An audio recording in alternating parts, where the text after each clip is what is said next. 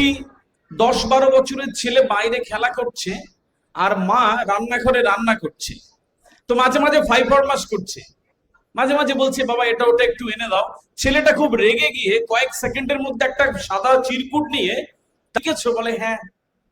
মা পড়ছে, ছেলে লিখেছে ওখানে যে মা, 1 নম্বরে, যে মা তুমি যে আমাকে প্রতিদিন সকালবেলা মশারি তুলতে বলো, এর জন্য 60 টাকা। তুমি যে আমাকে ছোট ভাইকে কোলে করে রাখতে বলো প্রতিদিন, এর জন্য 80 টাকা।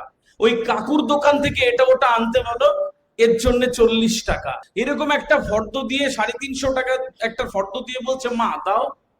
মা আবার জিজ্ঞেস করে তুমি লিখেছো? বলে হ্যাঁ। বলছে বাবা আমার জন্য একটা চিরকুট এনে দেবে, একটা কলম? ছেলে বলছে দেবে তো? বলে হ্যাঁ দেবো। তো একটা কাগজ আর কলম এনে মা পাশে ছেলেকে বসিয়ে বলছে একটু দাঁড়াও, কয়েকটা লাইন লিখবো তারপর তোমাকে দেব। মা কিছুক্ষণ সেই কটা লাইন লিখে ছেলেটাকে দিয়েছে, ছেলে পড়ছে।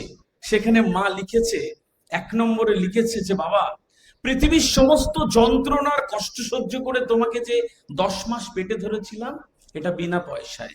তারপর 2-2.5 বছর তোমাকে পৃথিবীর সব কষ্ট যন্ত্রণা ভোগ করে দুধ খাইয়ে বড় করেছি, এটা বিনা পয়সায়। শেষবার যখন তোমার শরীর খারাপ হয়েছিল, তখন আমি সারা রাত তাহাজ্জুদের নামাজে বসেছিলাম, এটা বিনা পয়সায়।